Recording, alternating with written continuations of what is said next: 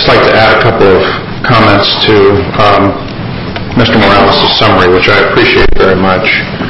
And I also appreciate the way that this process played out. I was a bystander because, as I've said before publicly, prior to coming onto this board, I had done some consulting work for one company that is part of the bid team process. And once I understood that they were going to be part of one of the 5 bidders, I've stepped away from any discussions or deliberations or certainly decisions having to do with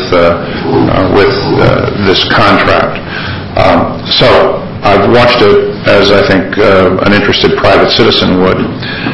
And when I read the first press account, which to my amazement managed to turn what was a very favorable outcome for the tax-paying public, bids that were coming in somewhere between 18 and 40% below the engineer's estimate. I couldn't believe that anybody could try to turn that into a negative. And in fact, it was interesting because there was a lot of press commentary about a poll that was done a few months ago. I think it was the Public Policy Institute, and there were big banner headlines that there was a slight minority of people supporting high-speed rail, and they were saying this was an erosion of the high-speed rail program support. And yet if you read into it, it indicated that 68% of Californians still wanted to see high-speed rail go forward, and that in fact, if they thought that the program could be accomplished at cheaper cost, that minority of support very quickly went to a very robust majority of support.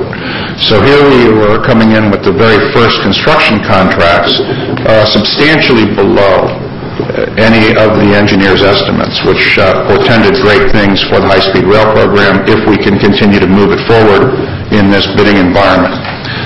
I'll also point out that a couple of years ago,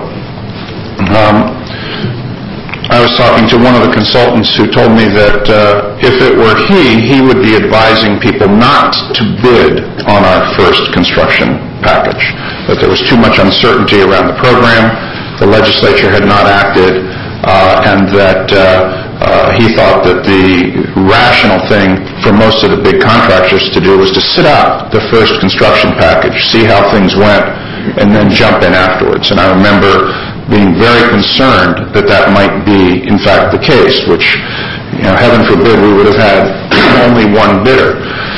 In fact, because of the way this board, my colleagues, without my involvement, went forward with a stipend package that was also subject of commentary. In fact, because of the way that we persevered and got out into the bidding environment at a time when the economy is slow, all 5 of the pre-qualified bid teams competed. I mean, that in itself said 2 very important things. One, those major international consortia believed that this program was important, they wanted to be part of it, and 2, they were willing to compete, and it was that level of competition that brought the prices down. So, again, looking back at how the High-Speed Rail Authority board and organization approached this, I think it's a very good result for the public. And I guess I would just end my comments with this, and I'm sure Mr. Wilcox will not be happy about this, because this is the kind of thing he tried to get me to not say in public. But, I remember just the other day seeing yet another press story about this, and what it brought to mind was a scene from a movie, Absence of Malice, which is in fact about the newspaper business. And at the end of that movie, there's a very interesting interchange between 2 reporters, and one says to the other, well, what you said is true, isn't it? And the first reporter says, no, but it's accurate. So some of the press reports on this may have been accurate with respect to a careful delineation of certain discrete elements, but they've not been true, because they've implied that somehow there was some intent here to jigger the rules to get a certain outcome. And that is completely false and completely bogus. What was done here, I think, was highly professional and completely consistent with the public interest. And frankly, I resent any implication to the contrary, which was the innuendo that was in some of those reports. So let's just put that to rest.